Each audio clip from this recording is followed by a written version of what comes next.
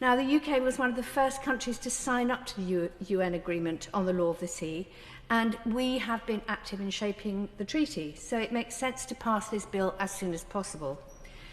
I want to flag up some reasons why this agreement is a good idea, but also what protections ministers should be seeking next. Now, the good things are, it's good for UK science. Our very own National Oceanography Centre is one of the world leaders in ocean scientific research, and this bill will ensure that marine science and technology can develop to further understand and meet the demands of a changing climate. It's good for marine life and ecosystems. Our oceans are full of beautiful things, and protecting our oceans ensures that beauty survives. We are far too careless about such a very precious complex of ecosystems that we barely know anything about. It's also good for UK food security. A thriving sea is full of life, and some of that life can help to sustain our lives and our economy.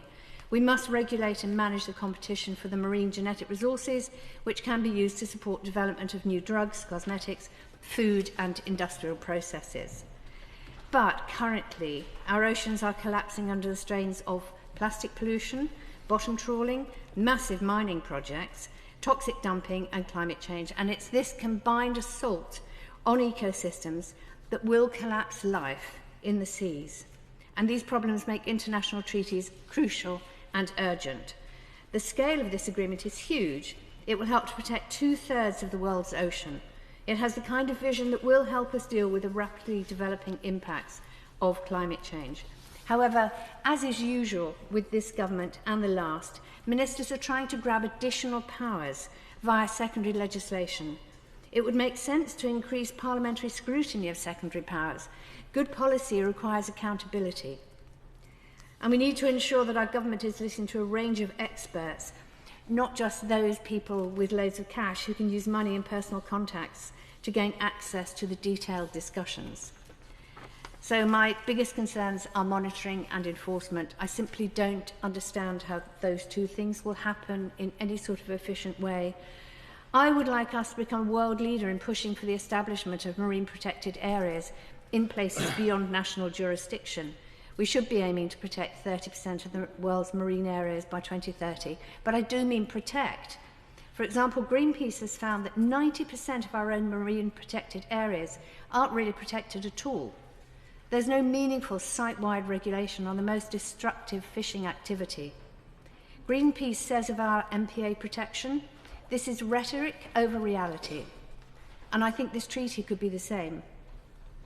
Being a world leader means enforcing the strictest regulation of the existing marine protection areas in UK territorial waters, with an end to bottom trawling and devastating mining operations.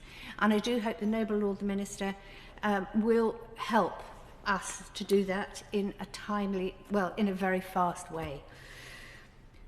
So far, the Trump administration has not ratified the treaty and has actually pursued issuing deep ocean mining licenses unilaterally, ignoring the UN-backed International Seabed Authority. And the demand for mining materials is rising when we barely know anything about our deep seabed.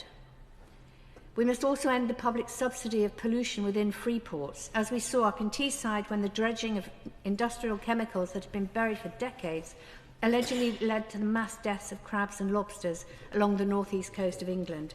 More deregulation of free ports will mean more environmental problems and more taxpayer money spent on cleaning up the mess at a future date.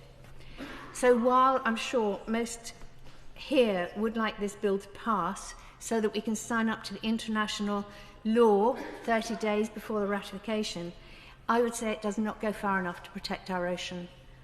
Can the Noble Lady the Minister tell me how strongly this government will live up to the rhetoric?